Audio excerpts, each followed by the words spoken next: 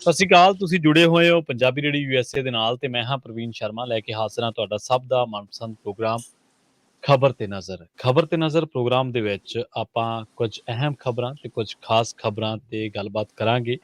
ਸਾਡੇ ਨਾਲ ਜੁੜਨਗੇ ਪੰਜਾਬ ਤੋਂ ਪੱਤਰਕਾਰ ਟਿੱਪਣੀਕਾਰ ਦੀਪਕ ਸ਼ਰਮਾ ਚਨਾਰਥਲ ਜੀ। ਉਹਨਾਂ ਦੇ ਨਾਲ ਜੁੜਦੇ ਹਾਂ ਪਹਿਲਾਂ, ਫਿਰ ਉਸ ਤੋਂ ਬਾਅਦ ਧੰਨਵਾਦ ਕਰਦੇ ਹਾਂ ਸਪਾਂਸਰਸ ਦਾ। ਸ਼ਰਮਾ ਜੀ ਸਤਿ ਸ਼੍ਰੀ ਅਕਾਲ, ਸਵਾਗਤ ਹੈ ਪੰਜਾਬੀ ਰੇਡੀਓ USA ਤੇ ਜੀ। ਸਤਿ ਸ਼੍ਰੀ ਅਕਾਲ ਪ੍ਰਵੀਨ ਜੀ, ਸਾਰੇ ਦਰਸ਼ਕਾਂ ਨੂੰ ਸਰੋਤਿਆਂ ਨੂੰ ਮੇਰੀ ਬਹੁਤ ਪਿਆਰ ਭਰੀ ਨਿੱਘੀ ਸਤਿ ਸ਼੍ਰੀ ਅਕਾਲ ਜੀ। ਪ੍ਰੋਗਰਾਮ ਦੇ ਵਿੱਚ ਅੱਗੇ ਵਧਣ ਤੋਂ ਪਹਿਲਾਂ ਧੰਨਵਾਦ ਕਰਦੇ ਚਲੀਏ ਸਾਡੇ ਸਪਾਂਸਰਸ ਦਾ, ਜਿਹੜੇ ਜ਼ਰੀਆ ਬਣਦੇ ਨੇ ਇਹਨਾਂ ਪ੍ਰੋਗਰਾਮਾਂ ਨੂੰ ਤੁਹਾਡੇ ਤੱਕ ਪਹੁੰਚਾਉਂਦਾ। ਖਾਲਸਾ ਇੰਸ਼ੋਰੈਂਸ ਏਜੰਸੀ ਵਾਲੇ ਪਿਛਲੇ ਕਈ ਦਹਾਕਿਆਂ ਤੋਂ ਇੰਸ਼ੋਰੈਂਸ ਦੇ ਵਿੱਚ ਸ਼ਾਨਦਾਰ ਸੇਵਾਵਾਂ ਦੇਣ ਦੇ ਲਈ ਜਾਣੇ ਜਾਂਦੇ ਨੇ। ਕਿਸੇ ਵੀ ਤਰ੍ਹਾਂ ਦੇ ਇੰਸ਼ੋਰੈਂਸ ਦੇ ਲਈ ਤੁਸੀਂ ਇਹਨਾਂ ਦੇ ਨਾਲ 408-272-2500 ਤੇ ਗੱਲ ਕਰ ਸਕਦੇ ਹੋ। ਟਰਕੀਆਨਾ ਇਮੀਗ੍ਰੇਸ਼ਨ ਲਾ ਫਰਮ ਵਾਲੇ ਜੇ ਟਰਕੀਆਨਾ ਇਮੀਗ੍ਰੇਸ਼ਨ ਬਾਬਤ ਤੁਹਾਡਾ ਕੋਈ ਸਵਾਲ ਹੈ, ਕੋਈ ਸਲਾਹ ਕਰਨੀ ਹੈ ਤਾਂ ਜੇ ਦੇ ਨਾਲ 415-909-0503 ਤੇ ਗੱਲ ਕੀਤੀ ਜਾ ਸਕਦੀ ਹੈ। ਗੁਰਦੀਪ ਸਿੰਘ ਬਿਰਦੀ ਕਲੋਵਿਚ, ਸਤਨਾਮ ਸਿੰਘ ਸ਼ੇਰਗਿੱਲ ਸਲਮਾ, ਰਵਿੰਦਰ ਹਲਵਾਰਾ ਫ੍ਰੈਜ਼ਨੋ, ਚਰਨਜੀਤ ਸਿੰਘ ਬਦਵਾਲ, ਪਿਆਰਾ ਸਿੰਘ ਰਾਹੁਲ, ਗੁਰਪਾਲ ਗਿੱਲ ਸੈਕਰਾਮੈਂਟੋ, ਗੁਰਦੀਪ ਸਿੰਘ ਗਿੱਲ ਤੇ ਪਰਿਵਾਰ ਯੂਬਾ ਸਿਟੀ, ਮਨਦੀਪ ਸਿੰਘ, ਸਰਬਜੀਤ ਕੌਰ ਸੈਨ ਹੋਜ਼ੇ, ਮਨਜੀਤ ਸਿੰਘ ਸੈਨ ਹੋਜ਼ੇ, ਮੀਰੀ ਪੀਰੀ ਸੇਵਾ ਸੁਸਾਇਟੀ, ਰਛਪਾਲ ਸਿੰਘ, ਭਰਪੂਰ ਸਿੰਘ ਗਿੱਲ ਫ੍ਰੈਜ਼ਨੋ ਤੇ ਜ਼ੈਂਡਰ ਗਰੁੱਪ ਵਾਲੇ। ਕਿਸੇ ਵੀ ਤਰ੍ਹਾਂ ਦਾ ਘਰ ਖਰੀਦਣਾ ਜਾਂ ਘਰ ਵੇਚਣਾ ਜਾਂ ਲੈਣਾ ਚਾਹੁੰਦੇ ਤੁਸੀਂ ਹੋਮ ਲੋਨ ਤੇ ਇਹਨਾਂ ਦੇ ਨਾਲ 559-905-2575 ਤੇ ਗੱਲਬਾਤ ਕੀਤੀ ਜਾ ਸਕਦੀ ਹੈ।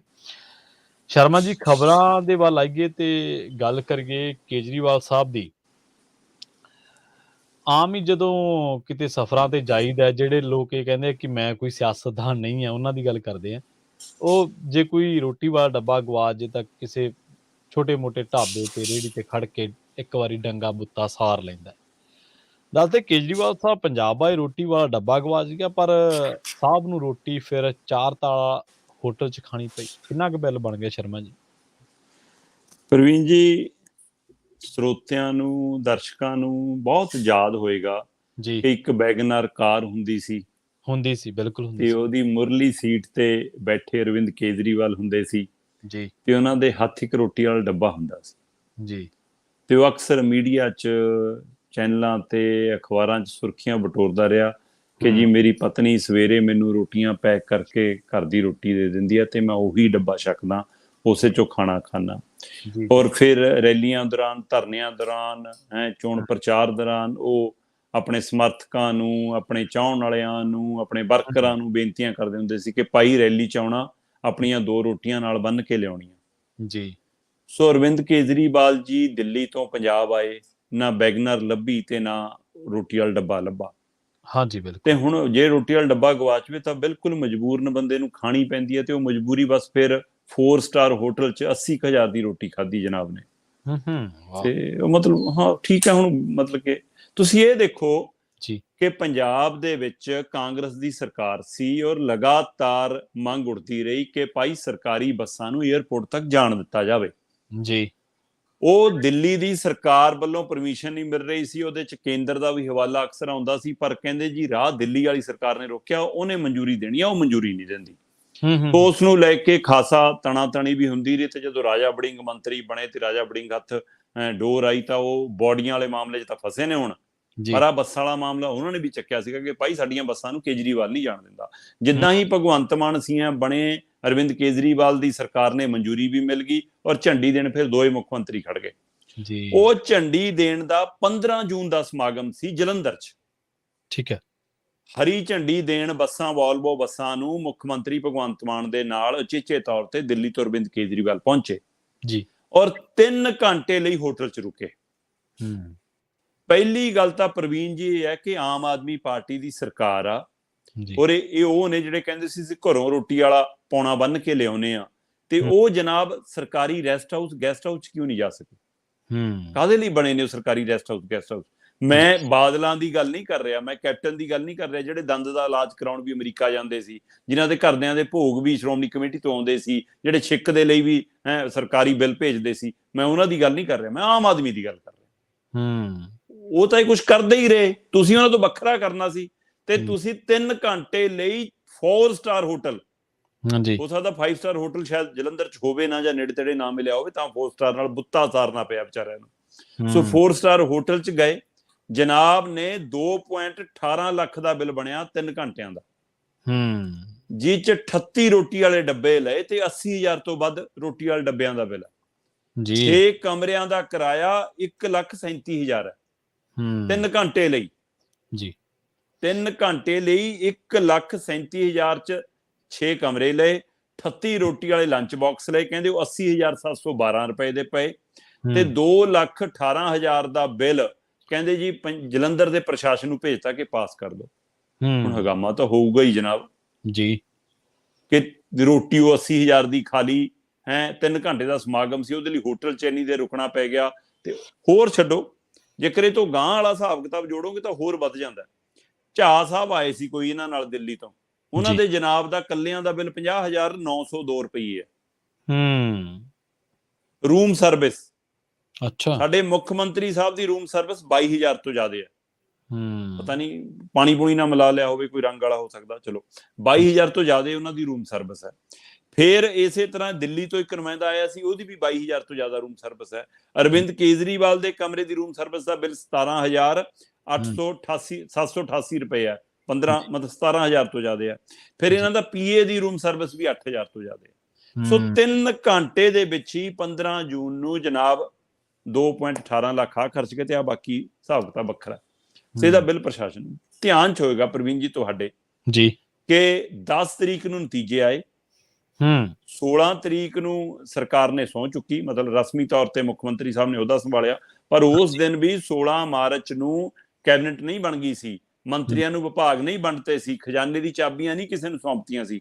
ਪਰ 10 ਔਰ 16 ਦੇ ਵਿਚਾਲੇ 13 ਮਾਰਚ ਨੂੰ ਜੋ ਕੁਝ ਹੋਇਆ ਉਹ ਆਪਣੇ ਆਪ ਹੈਰਾਨ ਕਰਨ ਵਾਲਾ ਸੀ। 15 ਲੱਖ ਦਾ ਬਿੱਲ ਰੋਡ ਸ਼ੋਅ ਦਾ, ਜਿਹੜਾ ਪਾਰਟੀ ਨੇ ਆਪਣੀ ਜਿੱਤ ਦੀ ਖੁਸ਼ੀ ਚ ਕੱਢਿਆ, ਉਹਦਾ ਬਿੱਲ ਸਰਕਾਰੀ ਖਜ਼ਾਨੇ ਨੂੰ ਭੇਜਿਆ ਗਿਆ। ਅੰਮ੍ਰਿਤਸਰ ਦਾ ਰੋਡ ਸ਼ੋਅ ਯਾਦ ਹੋਏਗਾ ਸਾਰਿਆਂ ਨੂੰ ਕਿ ਅੰਮ੍ਰਿਤਸਰ ਦੇ ਵਿੱਚ ਇੱਕ ਰੋਡ ਸ਼ੋਅ ਕੀਤਾ।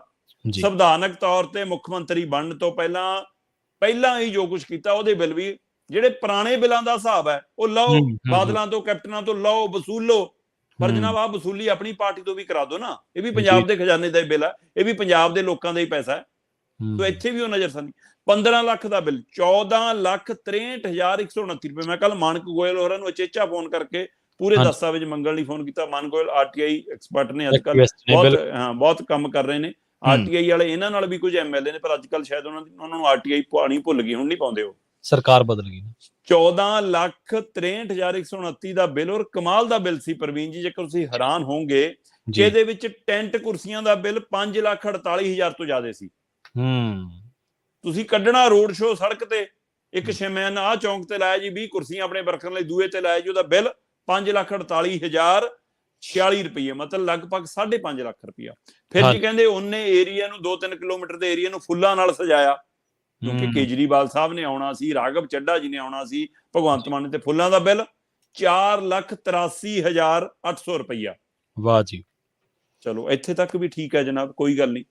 ਇਹ ਤੋਂ ਗਾਂਹ ਆ ਜਾਓ, ਉੱਥੇ ਵੀ ਹੋਟਲ, ਕਿਸੇ ਦੇ ਹੋਟਲ ਦੇ ਕਮਰੇ ਦਾ ਬਿੱਲ ਪਿਆ 50,000, ਕਿਸੇ ਦਾ ਪਿਆ 71,000, ਕਿਸੇ ਦਾ ਪਿਆ 20,000, ਕਿਸੇ ਦਾ ਪਿਆ 25,000। ਉਦਣ ਦੇ ਵੀ ਹੋਟਲਾਂ ਦਾ ਖਰਚਾ ਆਏਗਾ। ਹੋਰ ਛੱਡੋ, 4 ਤਲਵਾਰਾਂ ਲਈਆਂ ਜੀ, ਇੱਕ ਭਗਵੰਤ ਮਾਨ ਜੀ ਨੂੰ ਦਿੱਤੀ ਹੋਣੀ, ਇੱਕ ਕੇਜਰੀਵਾਲ ਜੀ ਨੂੰ ਦਿੱਤੀ ਹੋਣੀ, ਇੱਕ ਰਾਘਵ ਚੱਡਾ ਜੀ ਨੂੰ ਦਿੱਤੀ ਹੋਣੀ, ਇੱਕ ਕਿਸੇ ਹੋਰ ਨੁਮਾਇੰਦੇ ਨੂੰ ਦਿੱਤੀ ਹੋਣੀ।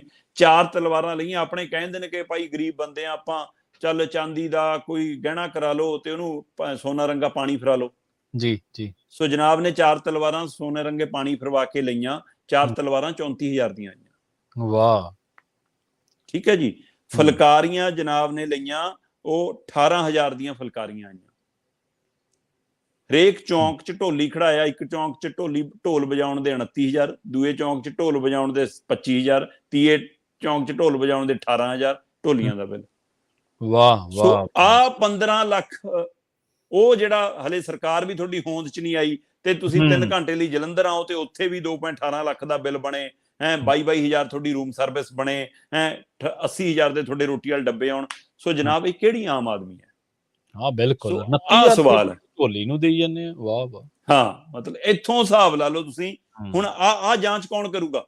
ਹਾਂਜੀ ਬਿਲਕੁਲ, ਇਹ ਵੀ ਸਵਾਲ ਹੈ। ਪਹਿਲਾਂ ਤਾਂ ਮਤਲਬ ਕਿ ਇਸ ਲਈ ਅਸੀਂ ਇਹ ਨਹੀਂ ਕਹਿੰਦੇ ਕਿ ਹਾਂ ਪਹਿਲਿਆਂ ਨੇ ਨਹੀਂ ਕੀਤੇ, ਜਿਹੜਾ ਥੱਲੇ ਜਵਾਬ ਆਉਂਦਾ ਕਈ ਵਾਰ ਭਗਤਾਂ ਵੱਲੋਂ ਕਿ ਨਹੀਂ ਪਾਈ, ਕਿਉਂਕਿ ਭਗਤ ਕੱਲੇ ਪ੍ਰਵੀਨ ਜੀ ਭਾਜਪਾ 'ਚ ਨਹੀਂ ਗਏ ਭਗਤ ਕੱਲੇ ਕਾਂਗਰਸ 'ਚ ਨਹੀਂ ਗਏ, ਭਗਤ ਆਮ ਆਦਮੀ 'ਚ ਵੀ ਹੈਗੇ। ਔਰ ਭਗਤੀ ਹਮੇਸ਼ਾ ਅੰਨੀ ਹੁੰਦੀ ਹੈ। ਜੇ ਭਗਤੀ ਕਰਨੀ ਹੈ ਤਾਂ ਆਪਣੇ ਮੁਲਕ ਦੀ ਕਰੋ, ਆਪਣੇ ਸੂਬੇ ਦੀ ਕਰੋ, ਆਪਣੇ ਭਾਈਚਾਰੇ ਦੀ ਕਰੋ, ਪਾਰਟੀਆਂ ਦੀ ਕਿਉਂ, ਲੀਡਰਾਂ ਦੀ ਕਿਉਂ। ਸੋ ਆ ਭਗਤ ਜਿਹੜੇ ਕਈ ਵਾਰ ਕਹਿੰਦੇ ਨੇ ਜੀ ਪਹਿਲੇ ਵੀ ਤਾਂ ਐਂ ਕਰਦੇ ਸੀ, ਫਿਰ ਜੇ ਪਹਿਲੇ ਵੀ ਐਂ ਕਰਦੇ ਸੀ ਫਿਰ ਇਹਨਾਂ ਨੂੰ ਕਿਉਂ ਚੁਣਿਆ, ਫਿਰ ਉਹੀ ਸੀਗੇ। ਇਹਨਾਂ ਨੂੰ ਇਸੇ ਲਈ ਚੁਣਿਆ ਕਿ ਉਹੋ ਜਿਹਾ ਵਰਤਾਰਾ ਨਾ ਵਾਪਰੇ, ਪੰਜਾਬ ਦੇ ਖਜ਼ਾਨੇ 'ਚ ਮੋਰੀ ਨਾ ਹੋਵੇ, ਖੋਰਾ ਨਾ ਲੱਗੇ, ਤਾਂ ਉਹਦੇ ਨਾਲੋਂ ਵੀ ਨਵੇਂ ਚੰਨ ਚੜ ਰਹੇ ਨੇ।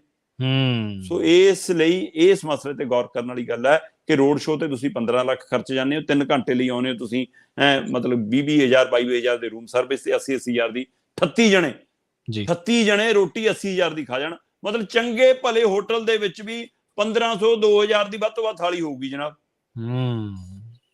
ਬੜੇ ਮਤਲਬ ਕਿ ਇਹੋ ਜਿਹਾ ਕੀ ਖਾ ਲਿਆ ਤੁਸੀਂ ਇੱਕ ਟਾਈਮ ਦੇ ਵਿੱਚ, ਤੁਹਾਨੂੰ 80,000 ਰੁਪਈਆ ਜੀ। ਮਤਲਬ ਕਿ ਜਿਹੜੀ 300 ਰੁਪਏ 'ਚ 200 ਰੁਪਏ 'ਚ ਰੋਟੀ ਖਾਧੀ ਜਾ ਸਕਦੀ ਸੀ ਪਰ ਹੈਡ, ਉਹ ਤੁਸੀਂ 80,000 'ਚ ਖਾ ਕੇ ਜਾ ਰਹੇ ਹੋ। ਇੱਥੋਂ ਹਿਸਾਬ ਲਾ ਲਓ ਕਿ ਸਰਕਾਰੀ ਗੈਸਟ ਹਾਊਸ ਰੈਸਟ ਹਾਊਸ ਛੱਡ ਕੇ ਜਿਹੜੇ 4 ਤਾਰਾ ਹੋਟਲ 'ਚ ਰਹਿੰਦੇ ਨੇ ਅੱਜ ਕੱਲ੍ਹ, ਕਿਹੜੀ ਗੱਡੀ 'ਚ ਆਉਂਦੇ ਨੇ, ਕਿਹੜੀ ਥਾਵਾਂ ਤੇ ਰੁਕਦੇ ਨੇ, ਆਪਣੇ ਆਪ ਸਵਾਲ। ਸੋ ਇਸ ਲਈ ਇਹ ਆਮ ਨਹੀਂ, ਖਾਸੇ ਨੇ ਜਨਾਬ। ਹਾਂਜੀ ਬਿਲਕੁਲ। ਭਗਤਾਂ ਨੂੰ ਕਹਿੰਦੇ ਵਾਹਵਾ ਖਾਸਾ ਗੁੱਸਾ ਜਿਹਾ ਆਉਂਦਾ ਜਦੋਂ ਕੇਜਰੀਵਾਲ ਸਾਹਿਬ ਤੇ ਮਾਨ ਸਾਹਿਬ ਦਾ ਨਾਂ ਆਉਂਦਾ, ਪਰ ਭਗਤ ਇਹ ਨਹੀਂ ਵੇਖਦੇ ਵੀ ਬਦਲ ਕਿੰਨਾ ਗਏ।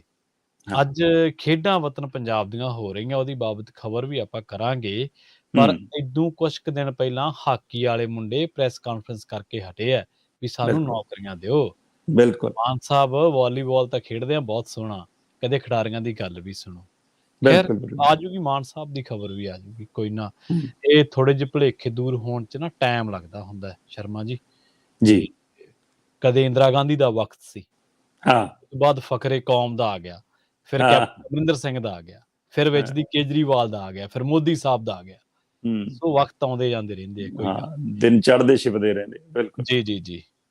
ਭਾਜਪਾ ਦੀ ਗੱਲ ਚੱਲੀ ਹੈ ਤੇ ਭਾਜਪਾ ਦੱਸਦੇ ਪੰਜਾਬ ਦੀਆਂ ਗਲੀਆਂ ਛਾਨਣ ਲੱਗ ਪਈ ਹੈ, ਕਹਿੰਦੇ ਮਿਸ਼ਨ ਪੰਜਾਬ।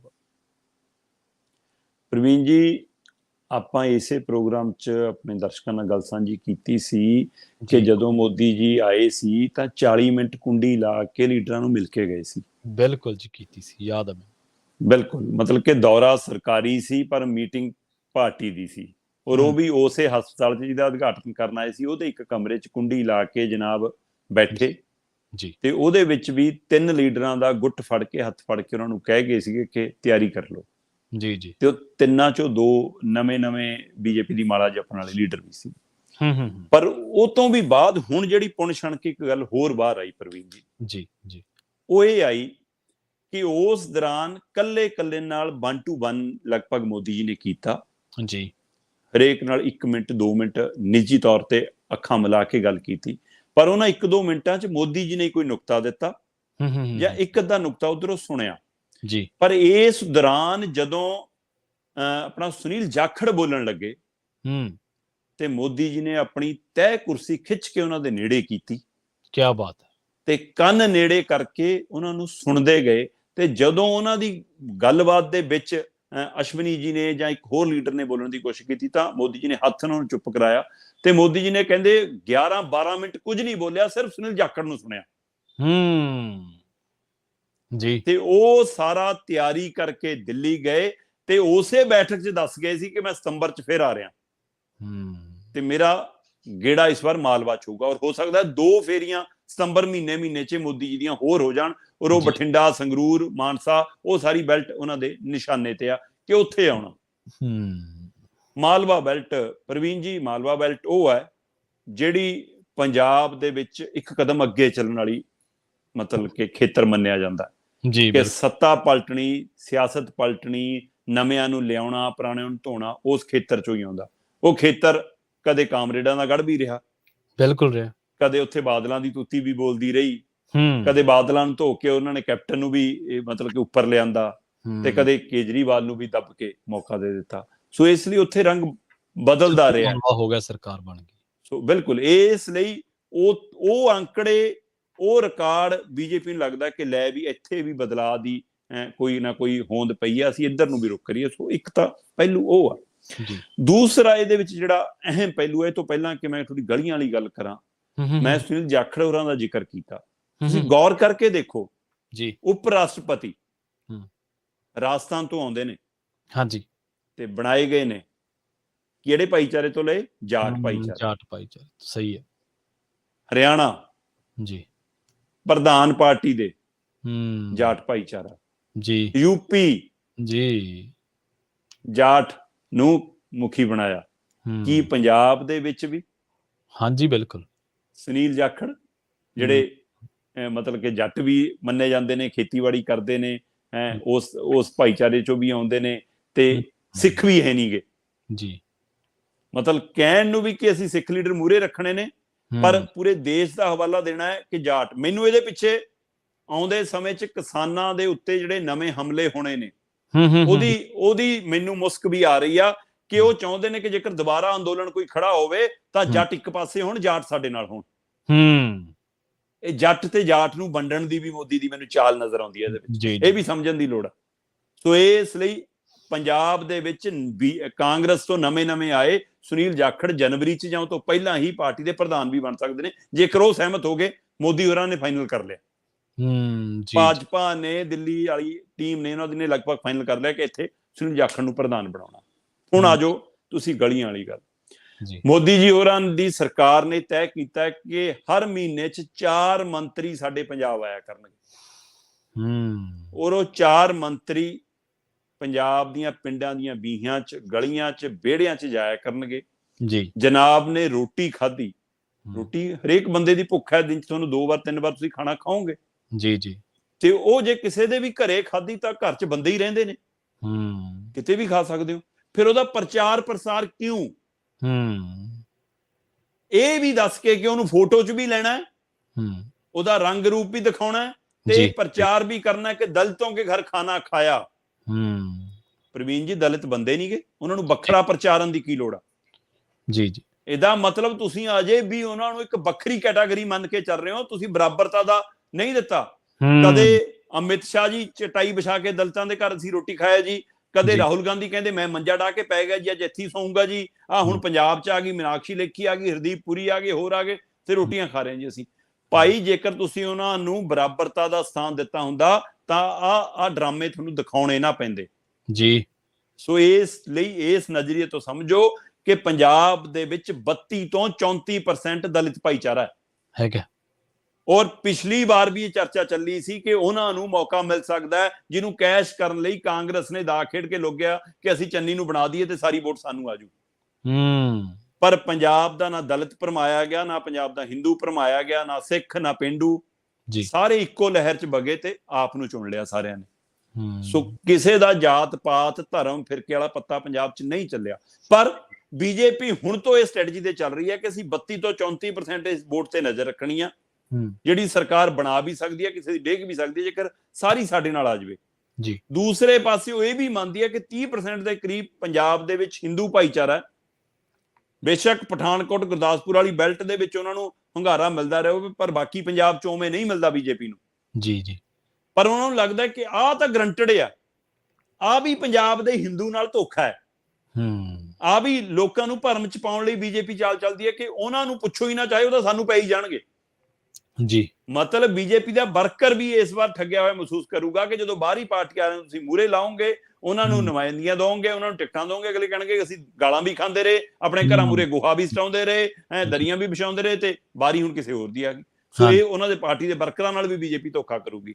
ਪਰ ਹੁਣ ਇਹਨਾਂ ਨੇ ਇਹ ਸਟ੍ਰੈਟਜੀ ਬਣਾਈ ਆ ਕਿ ਅਸੀਂ ਪਿੰਡ ਜਾਣਾ, ਪਿੰਡਾਂ 'ਚ ਹੋ ਸਕਦਾ ਪ੍ਰਵੀਨ ਜੀ ਕਿ ਜਿਹੜੀ ਉਹ ਗੱਲਬਾਤ ਹੋਈ ਆ ਉਹਦੇ ਵਿੱਚੋਂ ਨੁਕਤਾ ਇਹ ਸੁਝਾਇਆ ਗਿਆ ਕਿ ਜੀ ਕਿਸਾਨਾਂ ਲਈ ਕੁਝ ਕਰ ਦਿਓ ਔਰ ਸਿੱਖ ਭਾਈਚਾਰੇ ਲਈ ਕੁਝ ਕਰ ਦਿਓ, ਤੇ ਇੱਕ ਪੰਜਾਬ ਦਾ ਕੋਈ ਸਾਂਝਾ ਮੁੱਦਾ। 3 ਪੁਆਇੰਟਾਂ ਤੇ ਗੱਲ ਚੱਲ ਰਹੀ ਆ ਕਿ ਇੱਕ ਸਿੱਖ ਭਾਈਚਾਰੇ ਦੇ ਕਿਸੇ ਮੁੱਦੇ ਤੇ ਕੋਈ ਬੜਾ ਮਤਲਬ ਐਲਾਨ, ਬੜਾ ਫੈਸਲਾ ਕੁਝ, ਦੂਸਰਾ ਕਿਸਾਨਾਂ ਦੇ ਲਈ ਕੁਝ ਅਜਿਹਾ, ਤੇ ਤੀਸਰਾ ਸਾਂਝਾ ਪੰਜਾਬ ਦਾ ਜੀ ਸੁਣਿਆ ਜਾਵੇ। ਹੁਣ ਸਾਂਝੇ ਪੰਜਾਬ 'ਚ ਗੱਲ ਆਉਂਦੀ ਆ ਕਿ ਪੰਜਾਬੀ ਬੋਲਦੇ ਖਿੱਤੇ, ਪਾਣੀਆਂ ਦਾ ਮੁੱਦਾ ਤੇ ਚੰਡੀਗੜ੍ਹ। ਸੋ ਇਹ ਬੀਜੇਪੀ ਸਿਆਸਤ ਲਈ ਕੁਝ ਵੀ ਕਰ ਸਕਦੀ ਹੈ, ਚੰਡੀਗੜ੍ਹ ਪੰਜਾਬ ਨੂੰ ਦੇ ਕੇ ਦੁਬਾਰਾ ਵਾਪਸ ਵੀ ਲੈ ਸਕਦੀ ਹੈ। ਸੋ ਇਸ ਲਈ ਅਜਿਹਾ ਫੈਸਲਾ। ਫੇਰ ਆਉਂਦੀ ਹੈ ਕਿਸਾਨੀ, MSP, ਕਰਜ਼ਾ ਮਾਫੀ, ਪੰਜਾਬ ਦੇ ਕਿਸਾਨਾਂ ਨੂੰ ਕੋਈ ਵੱਡਾ ਪੈਕੇਜ। ਸੋ ਇਹ ਇਸ ਦੇ ਵਿੱਚੋਂ ਕੁਝ ਨੀਤੀ ਤੇ ਗੱਲ ਚੱਲ ਰਹੀ ਆ। ਫੇਰ ਆਉਂਦਾ ਬੰਦੀ ਸਿੰਘਾਂ ਦੀ ਰਿਹਾਈ, ਸੋ ਇਸ ਤਰ੍ਹਾਂ ਦੇ ਕੋਈ ਵੀ ਫੈਸਲਿਆਂ 'ਚ ਬੀਜੇਪੀ ਵਿਚਾਰ ਕਰਦੀ ਹੈ ਕਿ ਕਿਹਦਾ ਕਿੰਨਾ ਨਫਾ ਕਿੰਨਾ ਨੁਕਸਾਨ। ਇਹਨਾਂ ਤਿੰਨੇ ਧਾਰਾਵਾਂ ਦੇ ਉੱਤੇ ਗੱਲ ਚੱਲ ਰਹੀ ਹੈ। ਔਰ ਨਰਿੰਦਰ ਮੋਦੀ ਜੀ ਜਦੋਂ ਹੁਣ ਪਾਰਟੀ ਦੀ ਰੈਲੀ ਕਰਨ ਆਉਣਗੇ, ਉਹ ਬਠਿੰਡੇ ਆਉਣ, ਸੰਗਰੂਰ ਆਉਣ, ਮਾਨਸਾ ਆਉਣ, ਕਿਸੇ ਪਾਸੇ ਜਾਣ, ਤੇ ਉੱਥੇ ਉਹ ਕੋਈ ਨਾ ਕੋਈ ਪੈਕੇਜ, ਕੋਈ ਨਾ ਕੋਈ ਸੁਨੇਹਾ, ਕੋਈ ਨਾ ਕੋਈ ਐਲਾਨ, ਕੋਈ ਨਾ ਕੋਈ ਸ਼ਗੂਫਾ ਲੈ ਕੇ ਆਉਣਗੇ। ਤੇ ਉਹਨਾਂ ਦੀ ਨਜ਼ਰ ਇਸ ਗੱਲ ਦੇ ਉੱਤੇ ਹੈ ਕਿ ਪੰਜਾਬ 'ਚ ਵਰਗ ਵੰਡ ਕਰਕੇ ਲਈ, ਕਿਉਂਕਿ ਜਦੋਂ ਸਿੱਖਾਂ ਦੀ ਗੱਲ ਕਰਦੀ ਹੈ, ਤੁਹਾਨੂੰ ਪਤਾ ਕਿ ਸਿੱਖ ਪਛੜੇ ਭਾਈਚਾਰੇ 'ਚ ਵੀ ਬੈਠੇ ਨੇ, ਸਿੱਖ SC-BC ਭਾਈਚਾਰੇ 'ਚ ਵੀ ਬੈਠੇ ਨੇ, ਸਿੱਖ ਜੱਟਾਂ 'ਚ ਵੀ ਬੈਠੇ ਨੇ, ਪਰ ਉਹਨਾਂ ਨੂੰ ਲੱਗਦਾ ਕਿ ਜੱਟਾਂ ਨੂੰ ਅੱਡ ਕਰਕੇ ਰੱਖਣਾ। ਉਹਨਾਂ ਨੂੰ ਲੱਗਦਾ ਕਿ ਸਾਡੀ ਮਤਲਬ ਕਿ ਲੀਕਾਂ ਕਢਾ ਕੇ ਆਏ ਨੇ ਇਹ। ਸੋ ਇਸ ਲਈ ਪਰ ਉਹਨਾਂ ਨੂੰ ਪਤਾ ਹੋਣਾ ਚਾਹੀਦਾ ਕਿ ਜਦੋਂ ਕਿਸਾਨ ਅੰਦੋਲਨ ਸੀ ਤਾਂ ਸਾਰਾ ਪੰਜਾਬ ਨਾਲ ਸੀ, ਸਾਰਾ ਪੰਜਾਬ ਉਹ 'ਚ ਆੜਤੀਆ ਵੀ ਨਾਲ ਸੀ, 'ਚ ਦੁਕਾਨਦਾਰ ਵੀ ਨਾਲ ਸੀ, ਉਹ 'ਚ ਮਰੇਲਕੋਟਲਾ ਵੀ ਨਾਲ ਸੀ, ਉਹਦੇ ਵਿੱਚ ਗੁਰਦਾਸਪੁਰ ਪਠਾਨਕੋਟ ਵੀ ਨਾਲ ਸੀ। ਸੋ ਇਸ ਲਈ ਇਹ ਭੁਲੇਖੇ ਜਿਹੜੇ ਪਰ ਬੀਜੇਪੀ ਦੀ ਸਟ੍ਰੈਟਜੀ ਹੈ ਪ੍ਰਵੀਨ ਜੀ, ਔਰ ਉਸੇ ਰਾਹ ਤੇ ਚੱਲ ਰਹੀ ਹੈ। ਔਰ ਇਸੇ ਲਈ ਉਹਨਾਂ ਨੇ ਉਹ ਚਟਾਈਆਂ ਵਾਲੀਆਂ ਫੋਟੋਆਂ, ਉਹ ਰੋਟੀ ਖਾਣ ਵਾਲੀਆਂ ਥਾਲੀ ਵਾਲੀਆਂ ਫੋਟੋਆਂ ਜਾਰੀ ਕੀਤੀਆਂ ਜਾ ਰਹੀਆਂ ਨੇ ਤਾਂ ਕਿ ਪੰਜਾਬ 'ਚ ਵਰਗ ਵੰਡ ਕਰ ਲਈਏ। ਉਹਨਾਂ ਦੀ ਨਜ਼ਰ ਪਹਿਲੀ ਨਜ਼ਰ 'ਚ ਹੈ ਕਿ ਹਿੰਦੂ ਵੋਟ ਸਾਡੇ ਕੋਲ ਆ ਜਾਣੀ ਹੈ, ਦਲਿਤ ਅਸੀਂ ਪਵਾ ਲੈਣੀ ਆ, ਬਾਕੀ ਫਿਰ ਦੇਖਾਂਗੇ। ਜੀ ਜੀ ਜੀ ਜੀ, ਇਹ ਤਾਂ ਹੋ ਗਈ ਭਾਜਪਾ ਦੀ ਗੱਲ, ਜਿਹੜੇ ਇਸ ਵੇਲੇ ਸਿਆਸੀ ਜ਼ਮੀਨ ਤਲਾਸ਼ ਰਹੇ ਨੇ। ਗੱਲ ਕਾਂਗਰਸ ਦੀ ਨਾ ਕੀਤੀ ਫਿਰ ਖਬਰਾਂ ਅਧੂਰੀਆਂ ਰਹਿ ਜਾਣਗੀਆਂ। ਕਾਟੋ ਕਲੇਸ਼ ਜਾਰੀ ਹੈ ਸ਼ਰਮਾ ਜੀ, ਤੇ ਇਹਦੇ ਦਰਮਿਆਨ ਖਬਰ ਇੱਕ ਇਹ ਵੀ ਹੈ ਸ਼ਰਮਾ ਜੀ ਕਿ ਆਸ਼ੂ ਜੀ ਸਾਬਕਾ ਮੰਤਰੀ ਸਾਹਿਬ ਕੁਰਸੀ ਤੇ ਬਹਿ ਗਏ ਸੀ ਤੇ ਜੱਜ ਸਾਹਿਬ ਨੇ ਠਾਇਆ, ਕੁਰਸੀ ਨਹੀਂ ਛੱਡਦੇ। ਬਿਲਕੁਲ ਕੁਰਸੀ ਜਿੱਥੇ ਬੈਠਣ ਦੀ ਆਦਤ ਹੋਵੇ ਜਿਨ੍ਹਾਂ ਨੂੰ, ਜੀ ਉਹਨਾਂ ਤੋਂ ਕੁਰਸੀ ਖੋਸ ਲਈ ਜਾਵੇ ਤਾਂ ਉਹਨਾਂ ਨੂੰ ਪਤਾ ਹੀ ਲੱਗਦਾ ਕਿ ਅਸੀਂ ਜੱਜ ਸਾਹਿਬ ਸਾਹਮਣੇ ਪੇਸ਼ ਹੋਏ ਆ ਕਿ ਕਿਸੇ ਮੁਲਾਕਾਤ ਲਈ ਆਏ। ਉਹਨੂੰ ਇਹ ਨਹੀਂ ਪਤਾ ਲੱਗਦਾ ਕਿ ਮੈਂ ਮੀਟਿੰਗ ਲਈ ਆਇਆ ਕਿ ਪੇਸ਼ ਹੋਣਾ ਹੈ। ਸੋ ਇਹ ਫਰਕ ਪਤਾ ਹੋਣਾ ਚਾਹੀਦਾ। ਪਰ ਜਿੱਥੇ ਤੁਸੀਂ ਕਾਟੋ ਕਲੇਸ਼ ਦੀ ਗੱਲ ਕੀਤੀ ਹੈ ਕਾਂਗਰਸ ਦੀ, ਕਾਟੋ ਕਲੇਸ਼ ਪ੍ਰਵੀਨ ਜੀ ਦਿੱਲੀ ਤੋਂ ਲੈ ਕੇ ਪੰਜਾਬ ਤੱਕ ਹੈ। ਦਿੱਲੀ ਦੇ ਵਿੱਚ ਬੇਸ਼ੱਕ ਤਰੀਕ ਤੈਅ ਕਰ ਲਈ ਕਿ 17 ਅਕਤੂਬਰ ਨੂੰ ਦੇਖਾਂਗੇ, ਜੇ ਸਰਵਸੰਮਤੀ ਬਣ ਗਈ ਤਾਂ ਵੀ ਠੀਕ ਹੈ, ਨਹੀਂ ਫਿਰ 19 ਨੂੰ ਨਤੀਜੇ ਆ ਹੀ ਜਾਣਗੇ। ਪਰ ਉਹ ਵੋਟ ਕੌਣ ਪਾਊਗਾ ਡੈਲੀਗੇਟਾਂ ਨੂੰ ਲੈ ਕੇ ਘਸਮਾਨ ਪੈ ਗਿਆ। ਹੁਣ ਮੈਨੂੰ ਲੱਗਦਾ ਆਨੰਦ ਸ਼ਰਮਾ ਬਣ ਸਕਦੇ ਨੇ ਇਹਨਾਂ ਦੇ ਅਗਲੇ ਆਜ਼ਾਦ ਚੰਦ, ਹੈ ਨਾ। ਸੋ ਗੁਲਾਮ ਨਬੀ ਆਜ਼ਾਦ ਆਨੰਦ ਸ਼ਰਮਾ ਨਾ ਬਣ ਜਾਣ ਕਿਤੇ, ਜਾਂ ਕੈਪਟਨ ਅਮਰਿੰਦਰ ਨਾ ਬਣ ਜਾਣ। ਹਿਮਾਚਲ ਚੋਂ ਵੀ ਖਤਰਾ ਖੜਾ ਹੋ ਗਿਆ ਕਾਂਗਰਸ ਨੂੰ। ਉਹ ਵੀ ਇੱਧਰ ਮਨੀਸ਼ ਤਿਵਾੜੀ ਲਗਾਤਾਰ ਬਾਗੀ ਸੁਰ ਚ ਬੋਲ ਹੀ ਰਹੇ ਨੇ, ਉਧਰ ਗੁਲਾਮ ਨਬੀ ਆਜ਼ਾਦ ਨੇ ਅੱਜ ਵੀ ਸਵਾਲ ਖੜੇ ਕਰਤੇ। ਪਰ ਇਸ ਸਭ ਦੇ ਦਰਮਿਆਨ ਸੋਨੀਆ ਗਾਂਧੀ ਜਿਹੜੇ ਆਪਣੇ ਵਰਕਰਾਂ ਨਾਲ, ਪਾਰਟੀ ਦੇ ਲੀਡਰਾਂ ਨਾਲ, ਕਹਿੰਦੇ ਜਦੋਂ ਮੀਟਿੰਗ 'ਚ ਗੱਲ ਕਰਦੇ ਆ ਤਾਂ ਪ੍ਰਵੀਨ ਜੀ ਇੱਕ ਹੱਥ ਨਾਲ ਗੱਲ ਕਰਦੇ ਆ, ਕਹਿੰਦੇ ਅੱਛਾ ਉਹ ਦੂਜਾ ਹੱਥ ਚੱਕੇ ਨਹੀਂ ਸਕਦੇ ਕਿਉਂਕਿ ਉਂਗਲ ਰਾਹੁਲ ਗਾਂਧੀ ਨੇ ਫੜੀ ਹੁੰਦੀ ਆ। ਸੋ ਜਦੋਂ ਤੱਕ ਮਾਂ ਨੇ ਰਾਹੁਲ ਗਾਂਧੀ ਤੋਂ ਹੱਥੇ ਨਹੀਂ ਛਡਾਇਆ, ਮੰਮੀ ਜੀ ਪਾਰਟੀ ਦੀ ਬਣੀਓ ਨਹੀਂ, ਤੇ ਤਦ ਤੋਂ ਉਹ ਸਵਾਲ ਖੜਾ। ਸੋ ਇਸ ਲਈ ਆ ਪੁੱਤਰ ਮੋਹ ਕਾਂਗਰਸ ਤੋਂ ਲੈ ਕੇ ਅਕਾਲੀ ਦਲ ਨੂੰ ਲੈ ਬੈਠਿਆ। ਇਸ ਪੁੱਤਰ ਮੋਹ ਨੇ ਸੁਖਬੀਰ ਬਾਦਲ ਦਾ ਹੱਥ ਪ੍ਰਕਾਸ਼ ਸਿੰਘ ਬਾਦਲ ਨਹੀਂ ਛੱਡ ਪਾਏ। ਮਨਪ੍ਰੀਤ ਬਾਦਲ ਨੇ ਬਹੁਤ ਕੋਸ਼ਿਸ਼ ਕੀਤੀ ਕਿ ਛੱਡ ਦੋ, ਨਹੀਂ ਤਾਇਆ ਜੀ ਮੈਂ ਚੱਲਿਆ, ਉਹ ਚਲਾ ਵੀ ਗਿਆ, ਠੀਕ ਹੈ ਨਾ। ਤੇ ਇੱਧਰ ਸੋਨੀਆ ਗਾਂਧੀ ਕਿਸੇ ਹਾਲ 'ਚ ਰਾਹੁਲ ਗਾਂਧੀ ਦਾ ਹੱਥ ਛੱਡਣ ਲਈ ਤਿਆਰ ਨਹੀਂ, ਜਿਹਦੇ ਕਾਰਨ ਕਾਂਗਰਸ ਦੀ ਅੱਜ ਹਾਲਾਤ ਆ। ਪਰ ਜਿੱਥੋਂ ਤੱਕ ਪੰਜਾਬ ਦੀ ਗੱਲ ਆ, ਪੰਜਾਬ ਦੇ ਵਿੱਚ ਇਸ ਮੌਕੇ ਰਾਜਾ ਵੜਿੰਗ ਦੀ ਪ੍ਰਧਾਨਗੀ ਨੂੰ ਵੀ ਚੈਲੰਜ ਨੇ। ਆਪਾਂ ਪਹਿਲਾਂ ਵੀ ਗੱਲ ਕੀਤੀ ਸੀ ਕਿ ਕਿਸੇ ਸਮੇਂ ਮਤਲਬ ਕਿ ਉਹਨਾਂ ਦੇ ਤਾਜਪੋਸ਼ੀ ਸਮਾਗਮ 'ਚ ਨਵਜੋਤ ਸਿੱਧੂ ਨਹੀਂ ਆਉਂਦੇ, ਕਦੇ ਉਹਨਾਂ ਦੇ ਭਵਨ ਦੇ ਗੇਟ ਤੋਂ ਪ੍ਰਤਾਪ ਬਾਜਵਾ ਮੁੜ ਜਾਂਦੇ ਨੇ, ਕਦੇ ਹੁਣ ਖਹਿਰਾ ਸਵਾਲ ਖੜੇ ਕਰਦੇ ਨੇ ਤਾਂ ਨੋਟਿਸ ਜਾਰੀ ਹੁੰਦਾ। ਕਮਾਲ ਹੈ। ਖਹਿਰੇ ਨੇ ਕਿਹਾ ਕੀ ਹੈ? ਖਹਿਰੇ ਨੇ ਇੰਨਾ ਹੀ ਕਿਹਾ ਕਿ ਪ੍ਰਧਾਨ ਸਾਹਿਬ ਸਾਨੂੰ ਵਿਅਕਤੀ ਵਿਸ਼ੇਸ਼ ਨਾਲ ਖੜਨ ਦੀ ਬਜਾਏ ਪਾਰਟੀ ਦੇ ਮੁੱਦਿਆਂ ਤੇ ਖੜੇ ਹੋਣਾ ਚਾਹੀਦਾ, ਇਕੱਠਿਆਂ ਇੱਕ ਸੁਰ 'ਚ ਖੜੇ ਹੋਣਾ ਚਾਹੀਦਾ, ਇੱਕ ਵਿਅਕਤੀ ਵਿਸ਼ੇਸ਼ ਨਹੀਂ। ਜੇਕਰ ਧਰਨੇ ਹੀ ਲਾਉਣੀ ਸੀ ਫਿਰ ਸਾਧੂ ਸਿੰਘ ਧਰਮਸੋਤ ਲਈ ਵੀ ਲਾ ਲੈਂਦੇ, ਫਿਰ ਗਿਲਜੀਆਂ ਲਈ ਵੀ ਲਾ ਲੈਂਦੇ। ਜੀ ਜੀ। ਸੋ ਇਸ ਲਈ ਕਹਿੰਦੇ ਇਕੱਲੇ ਭਾਰਤ ਭੂਸ਼ਣ ਆਸ਼ੂ ਨੂੰ ਕਿਉਂ ਤੁਸੀਂ ਲੜਨਾ, ਸਿਸਟਮ ਦੇ ਖਿਲਾਫ ਲੜ ਲਓ। ਪਰ ਇਹਦਾ ਮਤਲਬ ਕੀ ਉੱਥੇ ਕੋਈ ਸਵਾਲ ਹੈ? ਸਾਰਾ ਪੰਜਾਬ ਕਹਿ ਰਿਹਾ ਕਿ ਹਾਂ ਬਾਈ ਇਹਨਾਂ ਨੇ ਲੁੱਟਿਆ ਜੀ। ਸਾਰੇ ਪੰਜਾਬ ਨੂੰ ਸ਼ੰਕੇ ਨੇ ਕਿ ਹਾਂ ਇਹਨਾਂ ਦੀ ਜਾਂਚ ਹੋਣੀ ਚਾਹੀਦੀ, ਪਰ ਜਾਂਚ ਅਧਿਕਾਰੀਆਂ ਤੱਕ ਦੀ ਵੀ ਹੋਣੀ ਚਾਹੀਦੀ ਆ। ਤੇ ਪਰ ਰਾਜਾ ਵੜਿੰਗ ਜੀ ਨੂੰ ਨਾਲ ਬੈਠਣਾ ਪੈ ਰਿਹਾ, ਕੀ ਮਜਬੂਰੀ ਆ? ਸੋ ਇਸ ਦੇ ਉੱਤੇ ਖਹਿਰੇ ਨੇ ਜੇ ਆਪਣੀ ਹੀ ਪਾਰਟੀ ਦੇ ਪ੍ਰਧਾਨ ਨੂੰ ਸਲਾਹ ਦੇਤੀ ਤਾਂ ਉਹ ਸਲਾਹ ਕਿਉਂ ਦਿੱਤੀ, ਇਹਦਾ ਕਾਰਨ ਦੱਸੋ। ਨੋਟਿਸ ਜਾਰੀ ਹੋ ਗਿਆ ਜੀ। ਉਧਰ ਸੁਨੀਲ ਜਾਖੜ ਦਾ ਭਤੀਜਾ ਕਾਲਾ ਹੈ ਕਿ ਮੈਨੂੰ ਪਾਰਟੀ ਚੋਂ ਕੱਢੋ ਤੇ ਮੈਂ ਆਪਣੇ ਤਾਏ ਚਾਚੇ ਨਾਲ ਜਾਵਾਂ। ਸੋ ਇਸ ਲਈ ਸੁਨੀਲ ਜਾਖੜ ਦਾ ਭਤੀਜਾ ਲਗਾਤਾਰ ਹਮਲੇ ਕਰ ਰਿਹਾ। ਉਹ ਕਹਿੰਦਾ ਪ੍ਰਧਾਨ ਜੀ ਕਮਾਉਣੀ ਪੈਂਦੀ ਹੈ ਇੱਜ਼ਤ, ਇੱਜ਼ਤ ਮਿਲਦੀ ਨਹੀਂ ਹੁੰਦੀ। ਸੋ ਇਸ ਲਈ ਰਾਜਾ ਵੜਿੰਗ ਦੀ ਪ੍ਰਧਾਨਗੀ ਫਿਰ ਸਵਾਲਾਂ 'ਚ ਵੀ ਹੈ ਤੇ ਉਹ ਵਿਵਾਦਾਂ ਵਿੱਚ ਵੀ ਹੈ। ਪਰ ਜਿੱਥੇ ਤੱਕ ਭਾਰਤ ਭੂਸ਼ਣ ਆਸ਼ੂ ਹੈ, ਉਹਦੀਆਂ ਦਿੱਕਤਾਂ ਘਟਣ ਦਾ ਨਾਂ ਨਹੀਂ ਲੈ ਰਹੀਆਂ। ਉਹਨਾਂ ਨੂੰ ਜਦੋਂ ਅਦਾਲਤ 'ਚ ਪੇਸ਼ ਕੀਤਾ ਗਿਆ ਤਦ ਉੱਥੇ ਉਹ ਅਚਾਨਕ ਉਹਨਾਂ ਦੇ ਨਾਲ ਜਿਹੜੇ ਵਕੀਲ ਸੀ ਉਹ ਆਪਣੀ ਕੁਰਸੀਆਂ ਤੇ ਬੈਠ ਗਏ ਤੇ ਜਨਾਬ ਖੜੇ ਸੀ। ਇੱਕ ਵਕੀਲ ਨੇ ਉੱਠ ਕੇ ਕੁਰਸੀ ਦੇਤੀ ਜੀ ਤੇ ਭਾਰਤ ਭੂਸ਼ਣ ਆਸ਼ੂ ਜੀ ਕੁਰਸੀ ਤੇ ਬੈਠ ਕੇ, ਜਾਂ ਜੱਜ ਦੀ ਨਿਗਾਹ ਪਈ, ਉਹਨਾਂ ਨੇ ਅਰਦਲੀ ਨੂੰ ਕਿਹਾ ਕਿ ਸਮਝਾ ਕੇ ਆ ਮਾੜਾ ਜਿਹਾ ਇਹਨੂੰ, ਕਿੱਥੇ ਬੈਠੇ ਹੋ। ਤੇ ਉਹਨਾਂ ਨੇ ਕਿਹਾ ਕਿ ਉਹਨੂੰ ਕਹੋ ਕਿ ਜਾਂ ਤਾਂ ਖੜਾ ਹੋ ਜਾਵੇ, ਨਹੀਂ ਪਿੱਛੇ ਅਖੀਰ ਚ ਬੈਂਚ ਲੱਗਿਆ ਉੱਥੇ ਜਾ ਕੇ ਬੈਠੇ ਜੀ। ਤੇ ਫਿਰ ਆ ਕੇ ਉਹਨੇ ਕੰਨ ਚ ਕਿਹਾ ਤੇ ਆਸ਼ੂ ਜੀ ਉੱਠ ਕੇ ਕੁਰਸੀ ਛੱਡ ਕੇ ਖੜੇ ਹੋ ਗਏ। ਤੇ ਫਿਰ ਜੱਜ ਨੇ ਕਿਹਾ ਕਿ 4 ਦਿਨ ਹੋ ਗਏ ਰਿਮਾਂਡ ਲਈ, ਕੁਝ ਕਹਿਣਾ ਆਸ਼ੂ ਜੀ? ਤੇ ਕਹਿੰਦੇ ਜੀ ਕਹਿਣਾ ਕੁਛ ਨਹੀਂ, ਪਰ ਰਿਮਾਂਡ ਨੂੰ 6 ਦਿਨ ਹੋ ਗਏ ਕਹਿੰਦੇ। ਉਹ ਕਹਿੰਦੇ ਠੀਕ ਹੈ, 2 ਦਿਨ ਦੇ ਰਿਮਾਂਡ ਤੇ ਹੋਰ ਭੇਜੋ। ਸੋ 2 ਦਿਨ ਦਾ ਰਿਮਾਂਡ ਹੋਰ ਮਿਲ ਗਿਆ। ਪਰ ਪਤਾ ਇਹ ਲੱਗ ਰਿਹਾ ਪ੍ਰਵੀਨ ਜੀ ਕਿ ਈਡੀ ਵੀ ਇਹਦੇ ਵਿੱਚ ਇਨਵੋਲਵ ਹੋਣ ਜਾ ਰਹੀ ਹੈ। ਈਡੀ ਨੇ ਆਪਣੀ ਤਿਆਰੀ ਕਰ ਲਈ ਹੈ, ਬਿਲਕੁਲ ਉਹਨਾਂ ਨੂੰ ਮਨੀ ਲੈਂਡਿੰਗ ਦਾ ਮਾਮਲਾ ਲੱਗਦਾ ਇਹ। ਸੋ ਉਸ ਮਾਮਲੇ ਦੇ ਵਿੱਚ ਈਡੀ ਨੇ ਵੀ ਕਹਿੰਦੇ ਫਾਈਲਾਂ ਮੰਗ ਲਈਆਂ ਨੇ। ਆਉਂਦੇ ਦਿਨਾਂ 'ਚ ਈਡੀ ਆਪਣੇ ਪੱਧਰ ਤੇ ਵੀ ਇਹਦੀ ਪੜਤਾਲ ਲਈ ਅੱਗੇ ਵੱਧ ਸਕਦੀ ਹੈ। ਸੋ ਦਿੱਕਤਾਂ ਘਟਣ ਦੀਆਂ ਬਜਾਏ ਭਾਰਤ ਭੂਸ਼ਣ ਆਸ਼ੂ ਦੀਆਂ ਵੀ ਵਧਣਗੀਆਂ, ਔਰ ਇਹ ਸੇਕ ਮਨਪ੍ਰੀਤ ਬਾਦਲ ਕੰਨੀ ਨੂੰ ਵੀ ਆ ਸਕਦਾ, ਔਰ ਕੁਝ ਹੋਰ ਲੀਡਰਾਂ ਅਧਿਕਾਰੀਆਂ ਤੱਕ ਵੀ ਆ ਸਕਦਾ। ਇਸ ਲਈ ਕੁਝ ਨੇ ਹੁਣ ਚੁੱਪ ਵੱਟਣੀ ਵੀ ਸ਼ੁਰੂ ਕਰ ਦਿੱਤੀ। ਚੁੱਪ ਤਾਂ ਵੱਟਣੀ ਸ਼ੁਰੂ ਕਰ ਦਿੱਤੀ ਹੈ, ਪਰ ਇੱਕ ਚਰਚਾ ਹੋਰ ਚੱਲ ਪਈ ਹੈ ਸ਼ਰਮਾ ਜੀ। ਉਹ ਚਰਚਾ ਇਹ ਹੈ ਵੀ ਰਵਨੀਤ ਬਿੱਟੂ, ਬਲਬੀਰ ਸਿੱਧੂ ਤੇ ਗੁਰਪ੍ਰੀਤ ਕਾਂਗੜ ਸਣੇ ਹੋਰ ਜਿਹੜੇ ਬੰਦੇ ਭਾਜਪਾ 'ਚ ਗਏ ਆ। ਰਵਨੀਤ ਬਿੱਟੂ ਦੀ ਤਾਂ ਸ਼ਿਕਾਇਤ ਵੀ ਮਿਲੀ ਹੈ, ਕਹਿੰਦੇ ਕਾਰਵਾਈ ਨਹੀਂ ਹੋ ਰਹੀ। ਤੇ ਦੂਜੇ ਪਾਸੇ ਬਲਬੀਰ ਸਿੱਧੂ ਦੇ ਘੁਟਾਲੇ ਤੇ ਆਪ ਹੀ ਕਰਦੇ ਹੁੰਦੇ ਸੀ, ਕਹਿੰਦੇ ਜੀ ਇੰਨੇ ਵਾਲੀ ਜਿਹੜੀ ਫਤਿਹ ਕਿੱਟ ਇੰਨੇ 'ਚ ਖਰੀਦੀ ਹੈ।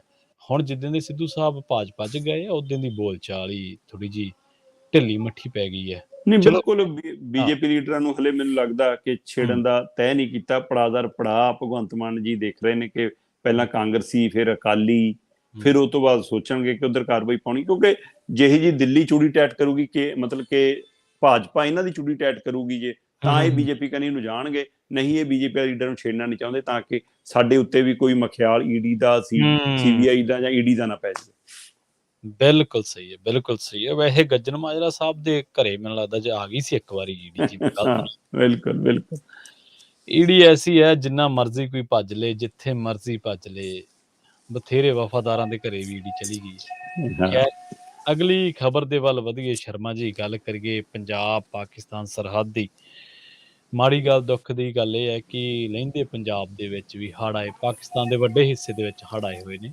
ਬਿਲਕੁਲ, ਇਨਸਾਨ ਹੀ ਹੈ, ਚਾਹੇ ਸਰਹੱਦ ਦੇ ਇਸ ਪਾਰ ਰਹਿੰਦਾ ਤੇ ਚਾਹੇ ਸਰਹੱਦ ਦੇ ਉਸ ਪਾਰ ਰਹਿੰਦਾ। ਦੂਰੀਆਂ ਇੰਨੀਆਂ ਨਹੀਂ ਸੀ ਜਿੰਨੀਆਂ ਸਿਆਸਤ ਨੇ ਬਣਾਤੀਆਂ। ਹੁਣ ਜਿਹੜੀ ਸਰਹੱਦ ਤੇ ਪੰਜਾਬ ਵਾਲੀ ਪਾਸਿਓਂ ਗੱਲ ਕਰਦੇ ਹਾਂ ਆਪਾਂ, ਮਾਈਨਿੰਗ ਤੇ ਦੱਸਦੇ ਪੱਕੀ ਰੋਕ ਲੱਗ ਗਈ ਹੈ ਜੀ। ਪ੍ਰਵੀਨ ਜੀ, ਆਪਾਂ ਲਗਾਤਾਰ ਜਦ ਤੋਂ ਮਾਈਨਿੰਗ ਨੂੰ ਲੈ ਕੇ ਗੱਲ ਕਰਦੇ ਸੀ, ਆਪਾਂ ਇਹ ਸਵਾਲ ਖੜਾ ਕਰਦੇ ਰਹੇ ਹਾਂ ਕਿ ਪੰਜਾਬ 'ਚ ਸੜਕਾਂ ਦੇ, ਰੇਲਵੇਆਂ ਦੇ ਪੁਲ ਜਿਹੜੇ ਬਣੇ ਹੋਏ ਨੇ, ਨਦੀਆਂ ਤੇ, ਚੌਵਾਂ ਤੇ, ਦਰਿਆਵਾਂ ਤੇ, ਉਹਨਾਂ ਦੇ ਜਾ ਕੇ ਦੇਖੋ ਥੱਲੇ ਪਿੱਲਰ ਰੋਡੇ ਕਰਤੇ, ਉਹ ਥਮਲੇ ਖਾਲੀ ਕਰਤੇ। ਤੇ ਉਹ ਕਿਸੇ ਵੀ ਸਮੇਂ, ਤੇ ਪਿਛਲੇ ਦਿਨਾਂ 'ਚ ਰੇਲਵੇ ਨੇ ਚੇਚੇ ਤੌਰ ਤੇ ਜਿਹੜਾ ਪੁਲ ਡਿੱਗਿਆ, ਉਹ ਇਤਿਹਾਸਕ ਪੁਲ, ਉਹਦੇ ਬਾਰੇ ਪਹਿਲਾਂ ਹੀ ਸ਼ਿਕਾਇਤ ਕੀਤੀ ਸੀ ਕਿ ਭਾਈ ਇਹਦੀ ਹਾਲਤ ਬਹੁਤ ਮਾੜੀ ਆ, ਮਾਈਨਿੰਗ ਵਾਲੇ ਹਟਦੇ ਨੀ ਗੇ, ਸੋ ਇਹਦੇ ਪਰ ਰੋਕ ਲਾਓ। ਤੇ 3-4 ਦਿਨਾਂ ਬਾਅਦ ਉਹ ਪੁਲ ਡਿੱਗ ਗਿਆ। ਹੁਣ ਸਥਿਤੀ ਉਹ ਤੋਂ ਵੀ ਖਤਰਨਾਕ ਹੈ ਪ੍ਰਵੀਨ ਜੀ। ਜਿਹੜਾ ਸਰਹੱਦ ਸਾਡੀ ਪਾਕਿਸਤਾਨ ਨਾਲ ਲੱਗਦੀ ਆ, ਹਾਂਜੀ, ਉਸ ਸਰਹੱਦ ਤੇ ਉੱਤੇ 20-20 ਫੁੱਟ ਸੜਕਾਂ ਉੱਚੀਆਂ ਹੋ ਗਈਆਂ। ਆਲੇ ਦਾਲੇ ਖਾਈਆਂ 20-20 ਫੁੱਟ ਡੂੰਘੀਆਂ ਹੋ ਗਈਆਂ। ਉਹ ਰੇਤ ਮਾਈਨਿੰਗ ਦੀ ਕੀਤੀ ਹੋਈ ਸੇਵਾ ਦਾ ਨਤੀਜਾ। ਔਰ ਇਹ ਉਹ ਸੜਕਾਂ, ਉਹ ਖੇਤਰ ਹੈ ਜਿੱਥੇ ਮਾਈਨਿੰਗ ਇਸ ਲਈ ਨਹੀਂ ਕਰਨੀ ਹੁੰਦੀ ਤਾਂ ਕਿ ਕੱਲ ਨੂੰ ਰੱਬ ਨਾ ਕਰੇ ਕੋਈ ਗਵਾਂਢੀ ਮੁਲਕ ਨਾਲ ਜੰਗ ਲੱਗੇ ਤੇ ਫਿਰ ਟੈਂਕਾਂ, ਟਰੱਕਾਂ, ਹੋਰ ਫੌਜ ਦੇ ਸਮਾਨਾਂ ਨੇ ਉਸੇ ਰਾਹ ਚੋਂ ਜਾਣਾ। ਤੇ ਹੁਣ ਉਹ ਸੜਕ ਤੇ ਕਿਵੇਂ ਚੜਨਗੇ, ਉਹ ਖਾਈਆਂ ਚੋਂ ਕਿਵੇਂ ਲੰਘਣਗੇ, ਉਹਨਾਂ ਦੀ ਦਿੱਕਤਾਂ ਖੜੀਆਂ ਹੋ ਗਈਆਂ। ਸੋ ਫੌਜ ਨੇ ਅਚੇਚੇ ਤੌਰ ਤੇ ਜਵਾਬ ਦਿੱਤਾ ਇਸ ਮਸਲੇ 'ਚ ਕੋਰਟ ਦੇ ਅੰਦਰ ਜੀ ਕਿ ਜੀ ਇਹ ਸਾਡੇ ਲਈ ਵੀ ਖਤਰਾ, ਇਹ ਦੇਸ਼ ਲਈ ਵੀ ਖਤਰਾ। ਮਤਲਬ ਇਹ ਫੌਜ ਦੇ ਹਵਾਲੇ ਨਾਲ, ਜੰਗ ਦੇ ਹਵਾਲੇ ਨਾਲ ਵੀ ਖਤਰਾ, ਇਹ ਦੇਸ਼ ਦੇ ਹੜ੍ਹ ਵਰਗੇ ਮਾਹੌਲ ਲਈ, ਕੱਲ ਨੂੰ ਕਿਸੇ ਹੋਰ ਆਫਤ ਲਈ, ਉਹਦੇ ਲਈ ਵੀ ਖਤਰਾ। ਸੋ ਇਸ ਨੂੰ ਲੈ ਕੇ ਪੰਜਾਬ ਹਰਿਆਣਾ ਹਾਈ ਕੋਰਟ ਸਖਤ ਵੀ ਹੋਈ, ਔਰ ਉਹਨੇ ਪੰਜਾਬ ਸਰਕਾਰ ਦੇ ਜਵਾਬ ਤੇ ਤਸੱਲੀ ਨਹੀਂ, ਉਹਨਾਂ ਨੂੰ ਕਹਿੰਦੇ ਸਾਨੂੰ ਤਸੱਲੀ ਨਹੀਂ ਤੁਹਾਡੇ ਜਵਾਬ ਤੇ, ਕਹਿੰਦੇ ਇਹ ਜਵਾਬ ਬਿਲਕੁਲ ਗੈਰ ਵਾਜਬ ਹੈ। ਉਹ ਕਹਿੰਦੇ ਤੁਸੀਂ ਕੁਝ ਨਹੀਂ ਕਰ ਪਾਏ ਇਸ ਮਸਲੇ ਤੇ, ਬਾਰ-ਬਾਰ ਹਦਾਇਤ ਦੇ ਬਾਵਜੂਦ। ਬੇਸ਼ੱਕ ਇਹ ਕੰਮ ਇੱਕ ਦਿਨ 'ਚ, ਹੁਣ 4 ਮਹੀਨਿਆਂ 'ਚ ਤਾਂ ਨਹੀਂ ਹੋ ਗਿਆ। ਇਹਦੇ ਲਈ ਭਗਵੰਤ ਮਾਨ ਦੀ ਸਰਕਾਰ ਕੱਲੀ ਜ਼ਿੰਮੇਵਾਰ ਤਾਂ ਨਹੀਂ ਹੈ ਜੀ, ਪਰ ਆਉਂਦੇ ਹੀ 4 ਮਹੀਨਿਆਂ 'ਚ ਕੁਝ ਹੁੰਦਾ ਵੀ ਨਜ਼ਰ ਨਹੀਂ ਆਇਆ। ਸੋ ਇਹ ਮਾਈਨਿੰਗ ਦਾ ਕੰਮ ਕੈਪਟਨ ਦੇ ਪਹਿਲੇ ਕਾਰਜਕਾਲ 'ਚ ਵੀ ਚੱਲਦਾ ਸੀ, ਬਾਦਲਾਂ ਦੇ ਕਾਰਜਕਾਲ 'ਚ ਇਹਨੇ ਬਹੁਤ ਤੇਜ਼ੀ ਫੜੀ, ਤੇ ਫਿਰ ਜਦੋਂ ਦੁਬਾਰਾ ਕੈਪਟਨ ਦਾ ਰਾਜ ਆਇਆ, ਫਿਰ ਤਾਂ ਪੁੱਛੋ ਹੀ ਨਾ, ਰੱਬ ਭਲੀ ਕਰੇ। ਤੇ ਚੰਨੀ ਤੱਕ ਵੀ, ਚੰਨੀ ਜੀ ਕਹਿੰਦੇ ਮੈਨੂੰ ਆ ਕੇ ਮਾਈਨਿੰਗ ਵਾਲੇ ਮਿਲਣ ਨਾ। ਸੋ ਇਹਦਾ ਮਤਲਬ ਹੁੰਦਾ ਕਿ ਹਾਂ ਕਿ ਭਾਈ ਮੈਂ ਹੀ ਆ, ਹੁਣ ਜੇ ਕੰਮ ਹੋਣਾ ਤਾਂ ਮੇਰੇ ਰਾਹੀਂ ਹੋਣਾ। ਸੋ ਇਸ ਲਈ ਉਹ ਸਾਰੇ ਕਾਰਜਕਾਲ 'ਚ ਜਿੰਨੀ ਮਾਈਨਿੰਗ ਹੋਈ, ਉਹ ਮਾਈਨਿੰਗ ਆ ਕੇ ਰੁਕੀ ਨਹੀਂ।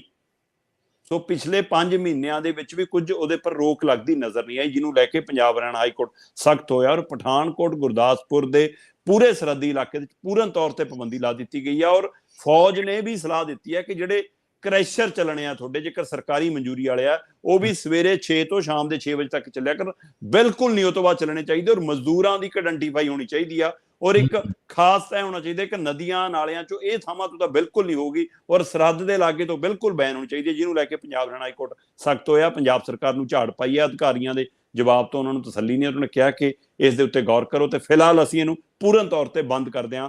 ਗੁਰਦਾਸਪੁਰ, ਪਠਾਨਕੋਟ, ਉਹ ਸਾਰੇ ਇਲਾਕੇ 'ਚ ਜਿੰਨੀ ਸਾਡੀ ਪਾਕਿਸਤਾਨ ਨਾਲ ਸਰਹੱਦ ਲੱਗਦੀ ਆ, ਉਹਦੇ ਉੱਤੇ ਪੂਰੀ ਤਰ੍ਹਾਂ ਨਾਲ ਰੇਤ ਮਾਈਨਿੰਗ ਦੇ ਉੱਤੇ ਰੋਕ ਲਾ ਦਿੱਤੀ ਗਈ ਹੈ। ਇਹ ਪਾਸਾ ਉਦੋਂ ਵੀ ਚਰਚਾ ਦੇ ਵਿੱਚ ਆਇਆ ਸੀ ਜਦੋਂ ਪੰਜਾਬ ਪੁਲਿਸ ਦਾ ਇੱਕ ਜਵਾਨ ਡੀਐਸਪੀ ਸੀ, ਬਿਲਕੁਲ ਉਹਨੂੰ ਬੇਹੋਸ਼ ਕਰਤਾ ਸੀ ਗੱਡੀ ਦੇ ਵਿੱਚ, ਬਿਲਕੁਲ ਜਿਹੜੀ ਉਹਨੇ ਕਹਾਣੀ ਸੁਣਾਈ ਸੀ। ਹਾਂ ਜੀ, ਅਗਲੀ ਖਬਰ ਦੇ ਵੱਲ ਆਈਏ, ਖੇਡਾਂ ਦੀ ਗੱਲ ਕਰੀਏ।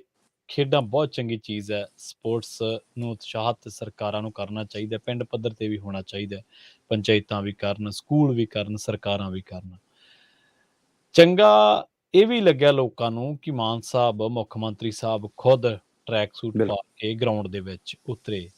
ਖੇਡਾਂ ਪੰਜਾਬ ਦੀਆਂ ਸ਼ੁਰੂ ਹੋ ਗਈਆਂ ਤੇ ਮੁੱਖ ਮੰਤਰੀ ਸਾਹਿਬ ਨੇ ਵੀ ਦੱਸਦੇ ਉੱਥੇ ਚੰਗੀਆਂ ਜਿਹੜੀਆਂ ਸੈਂਟਰ ਲਾਇਆ ਸੀ ਵਾਲੀਬਾਲ ਦਾ। ਜੀ ਪ੍ਰਵੀਨ ਜੀ, ਖੇਡਾਂ ਵਤਨ ਪੰਜਾਬ ਦੀਆਂ ਇਸ ਹਵਾਲੇ ਨਾਲ ਮੀਥੇਅਰ ਦੀ ਮੌਜੂਦਗੀ 'ਚ, ਅਧਿਕਾਰੀਆਂ ਦੀ ਮੌਜੂਦਗੀ ਦੇ ਵਿੱਚ ਇਹ ਮੁਕਤਸਰ ਦੀ ਧਰਤੀ ਤੇ, ਉਸ ਆਪਣਾ ਜਲੰਧਰ ਦੀ ਧਰਤੀ ਤੇ ਇਹਦੀ ਸ਼ੁਰੂਆਤ ਹੁੰਦੀ ਆ।